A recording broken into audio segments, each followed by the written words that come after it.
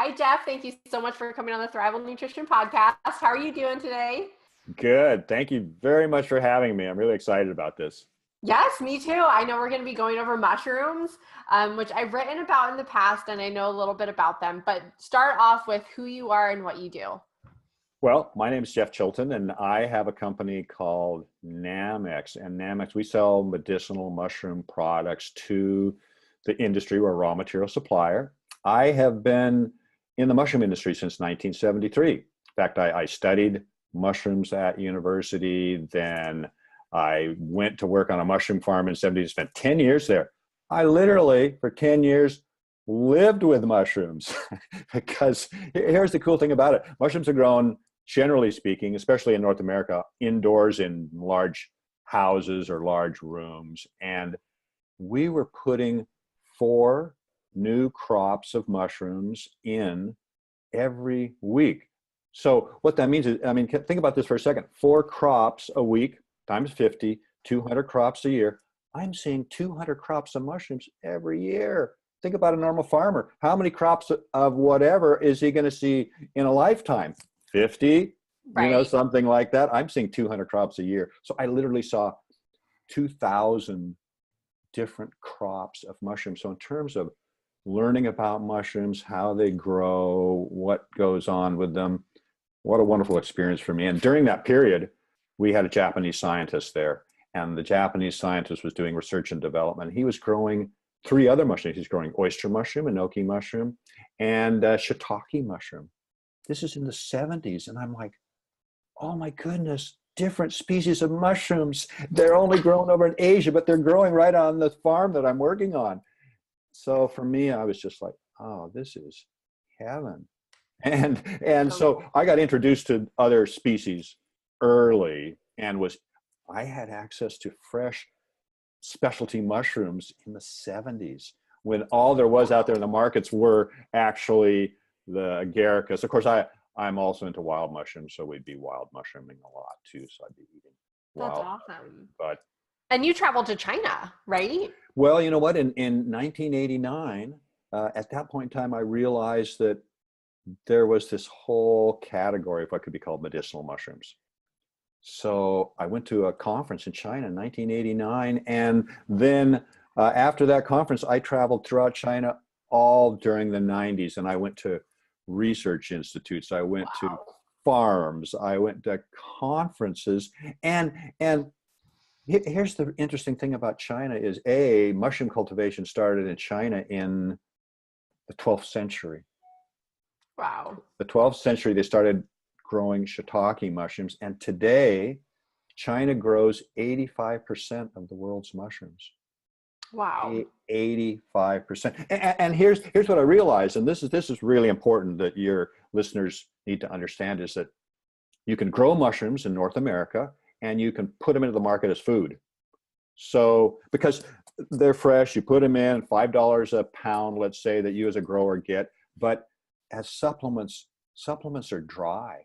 Mushrooms are like all vegetables, they're 90% water. You dry that pound of mushrooms out, what do you have? You have like a tenth. So now for that, you have to get $50 for that pound of dried mushrooms. So the economics do not work. So this is something that in North America, because of that, no actual mushrooms are grown in North America and put into the supplement market, but there are companies that grow other products and they call them mushroom, and we can talk about that as we go on. But that's something I learned. And so for me, I built up these relationships with my Chinese friends over there, and they became my business partners. And so we source all of our mushrooms in China. We have farms. I went to China in 1997 with OCIA, one of the largest organic certifiers in the United States. Wow. And we did the very first workshop for organic certification of mushrooms in China. The first workshop for organic certification of mushrooms, 1997. I was 7. Yeah, exactly. And I've been organically certified. My company's been organically certified since 1992. I Okay. totally believe in that ethic, and I think there's only 1 or 2 products that we sell that are not organically certified. it's important to me, very important to me Yes. to have that. I mean, a lot of people go, oh, China, it's horrible, all that. Well, they use a lot of chemicals. So do Yeah. people and farms in North America. I mean, chemical laden, all your produce, Yeah. everything. Or if you go to the Gulf Coast of Texas, Louisiana, and all of those petrochemical companies there, I mean, my God, Houston and everything. you wouldn't swim in that water, let me tell you. Yeah. I know some people do get iffy about the China, like it's made in China, but I mean, that's just like any herb, like turmeric, is in India. And if there's certain herbs that just grow and prosper in different parts of the world, and that's normal. That's absolutely right. And if you don't want to deal with that herb because that's the only way, well, okay, you don't get it. But there are places where that's the only place where they grow this, and that's where it comes from. And that's part of what's going on with mushrooms is you can grow them for food and sell them in the United States or Canada, but you can't dry them out and then sell them as a supplement or make extract from them. It just doesn't work economically. Right. So obviously, even there's so many studies that I've read about the benefits of mushrooms, everything from helping your immune system to helping your adrenals to the list can go on. So what are some of your favorite nutritional benefits of mushrooms? Well, first of all, let me say that I do not like it when you go out on the internet and somebody says, oh my God, chaga, the king of mushrooms, it does everything. There's nothing it doesn't do. I do not like that at all, because that's this whole panacea that, oh, just take chaga and your health will reign supreme. That's like with any food. Yeah, and I don't support that. And I say, this is all nothing but marketing speak. This is hype. I don't hype our products. Here's the key thing that mushrooms do. Mushrooms in their cell wall have a compound called the beta-glucan. That's 50% of the cell wall of most mushrooms. And that beta-glucan, it activates our immune cells. So we get macrophages, natural killer cells. These things are stimulated. And mushrooms, what you have to think about with mushrooms is that they're used for preventive medicine, really. That's where you want them to be there in the background, because you're not gonna take a mushroom supplement or eat mushrooms and go, hallelujah, I've arrived. I feel great. Yeah, I feel great, exactly. No, they will be there. They will be helping you, but it's not something that you're going to go, wow, I can feel it right now. I mean, some people maybe are more sensitive than I am, or more sensitive to things like that. I'm not sensitive that way. I'm very insensitive. No, I take them every night, and I don't. well, so you know what, and that's something that we should talk about too, because I don't know what brand you're taking, but this is the thing that happens. I mean, we talked about Paleo FX. Right. At Paleo, people come by when we have a booth there, and they say, "Oh, mushrooms, wonderful! I love it. I've been taking mushrooms, and they're great." And I say, "Well, what brand do you use?" And they tell me the brand they use, and I go, "Oh no, I hate to tell you this. You're at Paleo, and that brand you're taking is full of grain." And this is the issue that I keep educating people about, is that in North America, again, you can't grow mushrooms as a supplement. So what companies do is they grow what's called the mycelium. And the mycelium, and a mushroom, just quickly, a mushroom is one stage of this fungal organism. And mushroom doesn't have seeds, it has spores. So the spores are the beginning. They germinate into a very fine thread-like filament, and then they come together and form a network. And they're out there in the ground, they're in the wood. You don't normally see them, but that's the actual body of this fungus, and it's out there collecting nutrients. And when conditions are right, like it rains, the temperature drops, so like the fall, it will produce a mushroom. And the mushroom pops up, but under the ground is the actual body of this organism that has amassed the nutrients, the food, to produce it.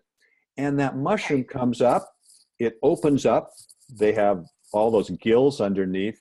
Those gills are producing billions of spores. The spores drop, out they go, and then that's sort of like the completion of the life cycle of this organism. Now, what companies in the United States do is they take that mycelium and they will put it on sterile grain. They'll grow it out in a laboratory inside of a plastic bag, and it never produces a mushroom. When it's all grown out and it's completely covered, that grain, they will dry it, grind it to a powder. They haven't removed the grain. The grain is still there. So when you measure those products, what happens is that it's mostly starch because the grain is the dominant part of that. Right. And so you're not getting enough fungal matter there to actually get the beta glucans that you're looking for. And the way you can picture this is, are you familiar with tempeh? Yeah. Mm-hmm. Okay. Tempeh is a fungal mycelium grown on cooked soybeans. That's what they're selling you and calling it a mushroom and selling it as a supplement. So one of the differences between all those companies and Nammex is that we test everything. We have beta glucan tests. We test for another compound called ergosterol. We do all these tests. And in those tests, it allows us to see what's in these products. And a mushroom does not have starch. It doesn't have starch. It actually a mushroom has glycogen like humans, which is kind of cool, right? It's like a mushroom's kind of this hybrid organism, and humans, our storage carbohydrate is glycogen. Right. A mushroom too. It produces glycogen. It does not produce starch like a plant does. So with the beta glucans, what are the benefits of that? The beta glucans are the immunologically active part of the mushroom. Okay. And so that's what we're looking for. And the beta glucan is 50% of the cell wall. Okay. So that's what we're after. And the point is that these mycelium on grain products have very little amount of the actual fungal matter. And maybe after this podcast, you can tell me what product you're taking. I hope it's ours. It's gonna be this podcast. Because then you'd know for sure that you're getting 100% mushroom. Our products are only 100% mushroom, and right. That's what's traditionally been used in traditional Chinese medicine. It's the mushroom, and part of that. Is there anything else other than beta glucans that? Oh yeah, they they also have like reishi mushroom has triterpenoids, and triterpenoids are. I don't know if you've ever tasted a reishi supplement, but reishi's bitter. It is very bitter. So you know for sure you've got a true reishi when you take it. And reishi, I don't know if you've seen a real reishi, but definitely you'll see it at Paleo this year because we'll have some there. It's like wood. It grows off wood, and it's like wood. You dry this thing out and it's like a piece of wood. Wow. Yeah, it is so cool because there's a lot of mushrooms like that grow off the side of trees, that grow out of wood, and they are wood. Just like chaga is this chunk of, what the hell is this thing? Have you ever seen a chaga? A chaga is actually a canker that grows off the side of a tree. Wow. And that's what gets harvested and consumed for the medicinal properties. But triterpenoids are actually a main part of reishi and chaga, and they are something that is very good for your liver. They're like blood purifying, liver cleansing, and that's one of the reasons why reishi is such a special mushroom. All the mushrooms contain beta glucans. Okay. Some have more beta glucans than others, and beta glucans have a different architecture, so that will make the difference between one mushroom being a superstar and another one being, okay, it's got beta glucans, but the architecture is a little bit different, so it's not quite as active as the superstar mushrooms. So they all have that, but they don't all have these triterpenoids. And that's where, when you get to chaga or you get to reishi, that's what makes them different and very special, very special. And reishi in particular, reishi in Asia is something that is super well known. It's there's I feel like mythology that's about almost it. everywhere in Asia. I mean, compared to here, it's very well known. It's in their diet, it's a part of what they eat. Well, and just to be clear, you don't eat reishi, but you eat it in the sense of you would drink it as a tea. Right, right, right. Right. So you make a tea out of reishi, and it's bitter. Oh, it's very I'm about to bitter. say, it doesn't taste good. Yes, but that's what you want. You want it to be bitter. If it's not bitter, it's not genuine. And that's what, I tell people too. Oh, you're taking a reishi product. Well, pour out the capsule, taste it, and tell me what it tastes like. Sometimes they go, oh yeah, it kind of tastes sweet, kind of tastes good.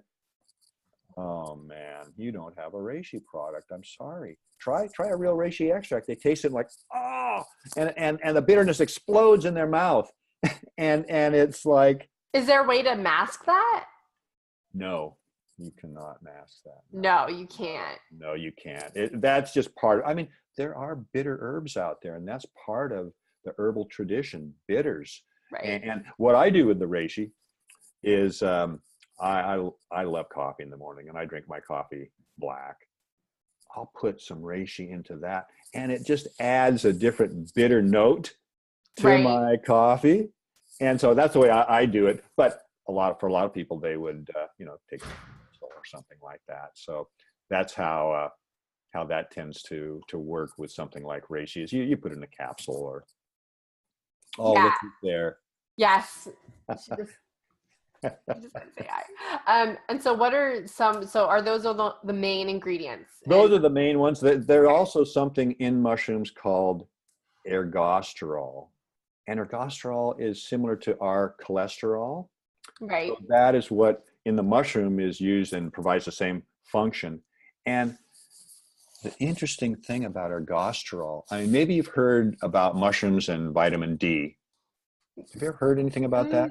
No, not. Well, ergosterol is a precursor to vitamin D. And if you take a mushroom and you turn it over and you expose the gills to sunlight, that ergosterol will turn into vitamin D, because ergosterol is the precursor to vitamin D. So you can actually take mushrooms and make them a vitamin D supplement, or at least getting vitamin D from the mushrooms that you're eating. So that's another one of the really cool benefits of mushrooms. So, and let me just say this about the beta glucan. The beta glucan is one of the things that it's antifungal, antibacterial. Mm-hmm. It is the property in the mushroom that gives it a lot of its beneficial activities. Right. Is there any particular diseases or health issues that mushrooms have been shown to be exceptional at aiding and restoring the body? Well, you know what? A lot's been written about, and you've probably heard these days, there's a lot being talked about adaptogens. Mm-hmm. Yes. And mushrooms are an adaptogen, and although they've been, there've been actual drug products developed from mushrooms, like shiitake and turkey tail. There have been drug products developed from them that are surrounding the beta glucan part of it, and they use those as a adjunct therapy for cancer. I've read many studies on cancer and mushrooms. That's right. And the thing about it is that I can't go out there and start touting mushrooms for cancer. I know. Or even for using, because what they do is somebody's going through chemotherapy or radiation, and they'll give them this as a way to, because it's tearing down your immune system when you're taking these things. So they'll give them these products just to help bring up the immunity levels and help them maintain a higher level of immune competence.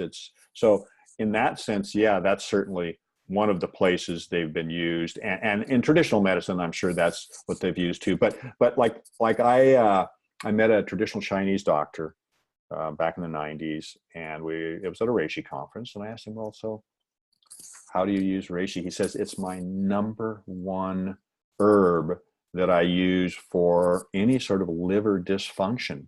So if anybody has liver problems, reishi is the one. And reishi is something that in China, it's, as you get older, your immune system starts to get a little bit weaker.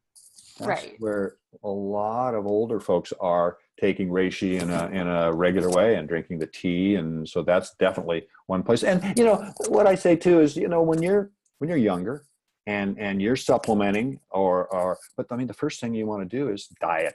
Let me get my diet right before I start to add things. And so for some people, and especially younger, it might be, well, you know what, maybe I don't really need mushrooms for that. But the other mushroom that's really great, and you probably heard about too, is cordyceps. Mm-hmm. Cordyceps traditionally is wildcrafted, and it grows up on the highlands of Tibet. It grows up like at 10, 12,000 feet. Can you imagine? And cordyceps is the wildcrafted cordyceps is a caterpillar that hibernates in the fall, but it doesn't know that it's actually got these cordyceps spores on it. And while it's hibernating, these spores germinate and they infiltrate this little caterpillar and consume it. And then in the springtime, early summer, up comes the little cordyceps mushroom. Wow. And it's like a blade of grass. It's very small. And so when people go out to harvest this, they're literally out on their hands and knees, crawling around the pastures, looking for this. And what the Chinese call it, the term they have for it is winter worm, summer grass. So when they harvest this thing, they actually get in and they'll dig around it and they'll pull the whole thing out. Well, the caterpillar is completely done. And actually, when you see it, it's like, wow, there's a caterpillar with this little blade on it that is the actual fungus. But the whole inside of the caterpillar has been consumed. So all it is a shell. Cordyceps has been used traditionally for people who are fatigued. They've just been in an illness. They're feeling weak. Mm-hmm. They prescribe cordyceps to people for that. Neurasthenia, you're weak, you're tired. I know that there's a lot of, like, one of my supplements I take is for adrenal restore, but an adaptogen. So I see mushrooms a lot in like many different adaptogenic mixes. Yes, that's absolutely right. And you know what? All of a sudden, after so many years, mushrooms are like the new superfood, right? I know, but they've been around forever. I'm like, well, we're finally catching on, right? Yeah, well, I feel at times like, oh, okay, you finally figured it out after all these years. I've been growing mushrooms in 1973. I've been part of this in 1973, and you finally figured it out. Well, I've kind of seen it grow over the years. Even just eating mushrooms in North America back in the 60s and 70s was something a little bit rare, and people used them as here's what happened with mushrooms, where the whole thing kind of fell down. And that was classical nutritionists. When you learn about foods and food groups, a lot of times you're looking at their energy value. How many calories does this have? If something is low cal, classical nutritionists back in the 70s would go, if it's low cal, it is an empty food. There's nothing here. We want calories, right? So the poor mushroom being low calorie was like, okay, that is a garnish, and maybe you throw it in for a little flavoring. Mushrooms have good levels of B vitamins, riboflavin, niacin, thiamine. They've got a good level of carbohydrates, a decent level of protein as well. So it's a really good food, and right there with all your other vegetables. I mean, let's face it, all vegetables are mostly water. Well, meat's 70% water. Right. It's like, so it's a good food that has been overlooked all these years. And I've sort of watched it and watched the people getting educated. And finally, people are waking up to its use as food and as a superfood. Yes. and I'm very happy for that, because I've been eating mushrooms for a long, long time, and I love them, and they're a great food, and it's fun to go out hunting mushrooms in the wild. That's always fun. And, it's like, take a child out into the woods on a mushroom hunt. Yes. Oh my goodness. Hunting mushrooms is like a treasure hunt. And a child is like close to the ground. they're going to see mushrooms that you might miss. So they're the perfect companion on a mushroom hunt, and they love it. Oh man, they love That's it. awesome. So I know that you talked a little bit about tasting it, like making sure that it's bitter and it's real. Are there any other ways that consumers can look at products and make sure it's the real thing? Well, you know what? I guess what I would say is if that particular mushroom product, you can look at the label. If it says made in USA, you know it's this mycelium on grain. And the problem is that Right. some companies are honest, and they will, on the back, supplements facts panel, they will put mycelium, and maybe in the fine print, they'll put myceliated rice, or they'll put oats or something like that. A lot of companies will not. You will never see that. In fact, when you look at the label will just say reishi mushroom, shiitake mushroom, and maybe it'll say made with 100% organic mushrooms. Some of these companies actually have mushroom in their name. So you think, okay, mushroom product. No, if it says made in USA, it is not a mushroom product, period. And Okay. that's just Very interesting. an absolute. The other way, which I love, is go to the pharmacy, buy a little bottle of iodine.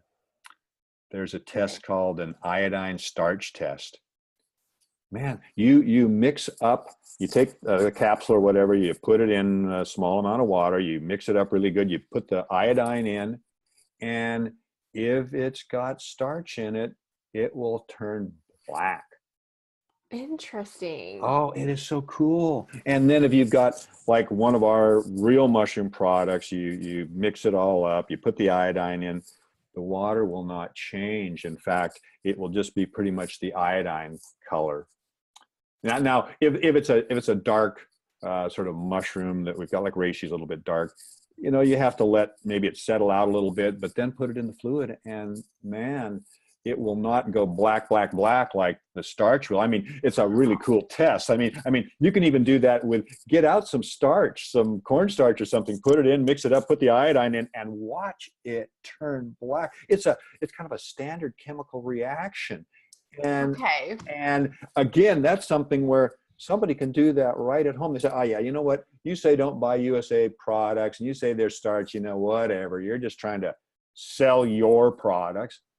No, I'm not. I'm sorry. I want you to have the best products possible. I want you to get the benefits of it. Yeah, right? especially because it's so expensive. Like you want to get Well, your money's worth for, actually getting something that can help you in your health. Well, think about this for a second.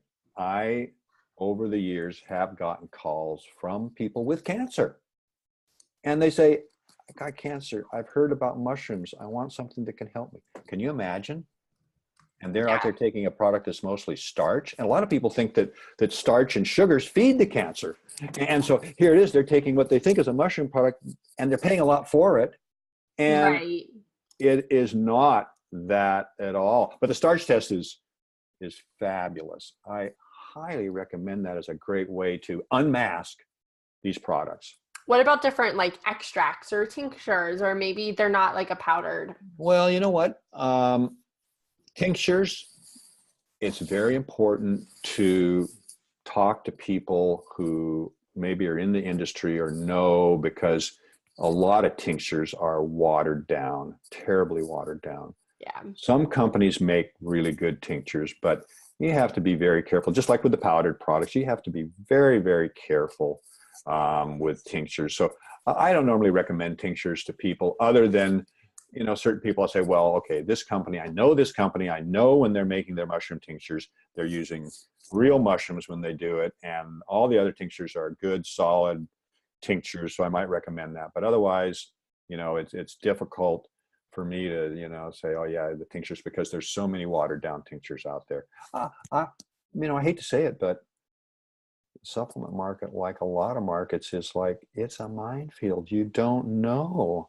You really, and you go in, and here's what happens is you go in and to the supplement shelf, Whole Foods or whatever, you look at the mushroom products, there is like a dozen, 15 different brands there. And you're like, oh my God, where do I start? And It's then, and so hard, even as a consumer. Let's say you don't even have any nutritional knowledge. Like then you're just like, I mean, I made my own multivitamin and I did that because, you know, going through all the multivitamins, they're using like the least bioavailable sources, folic acid and not the methylated forms. And I mean, I could go all into people's different genetics and not being able to even use folic acid. And so the supplement industry is very, very watered down. yeah, and not only that, you know, you probably know that although the people that are working in these stores, I mean, some of them are trained, some of them Right. are knowledgeable, but they maybe have more knowledge on herbal products. And what happens is they sell certain brands, and those brands will have people coming in to educate them about that brand. And so very often they will be pointing to one of the brands that I've been talking about, where it's like, this is just nothing but myceliated grain. And they're saying, oh yeah, that's a really good one because it sells well, because whoever's producing it, the company, is advertising a lot, and maybe they have a celebrity spokesperson or something like that. So and I've talked to those people in these particular stores. I've talked to them, and really all they're doing is they're regurgitating what the marketing material they've been given is, and whoever the educator was in who's touting that brand. It's tough. Yeah. Really So where tough. can we find your mushrooms? Well, again, we're a raw material supplier, but what I would say is, I mean, we do have a online store at realmushrooms.com. You can go there. We sell it off the website. We sell them on Amazon. And one of the reasons we do that is because a lot of companies that buy our products will formulate with them.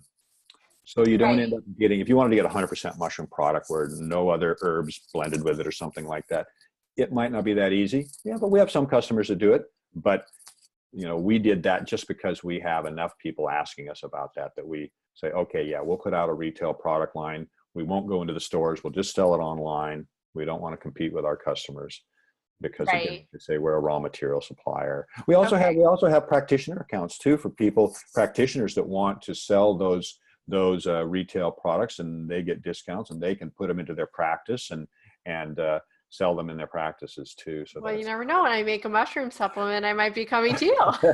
Yeah, well, definitely come to me and I can qualify whatever you use, certainly. And yeah, we'd love to have that. I mean, that's one of the things that we really like to work with practitioners and educate them, because practitioners are no different than anyone else when it comes to knowing about mushrooms.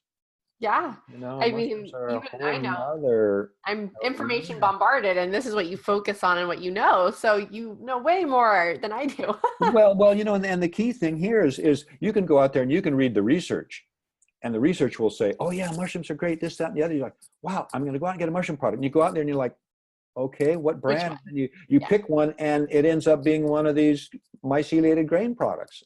Right. And that's what I find with a lot of, you know, people talking about mushrooms. They talk benefits, but then nobody's saying, yeah, and quality is something you really have to look for, because you may end up with a product and you're not going to get any of the benefits at all. I mean, imagine that person at Paleo, when I tell them, guess what, you're taking a lot of grain with that. They're like, what? Yeah. I don't eat grains. I'd say, well, that's what you're getting in that product that's called a mushroom, you know. Right. Well, it's really nice talking to you. Where else can we find you? So you said realmushrooms.com and Nammex, NAMMEX.com. And we've got slideshows. We've got all sorts of informational materials on the website. Please come to the websites and read a lot of what we've got there. And then you can make decisions based on having more information. And that's really the key for what I do. I like to educate. I want people to have the information so that they can make informed decision about what they want to purchase for their life and for their health. It's really important. Perfect. Well, thank you so much for coming on today. Thank you for having me. I really enjoyed it.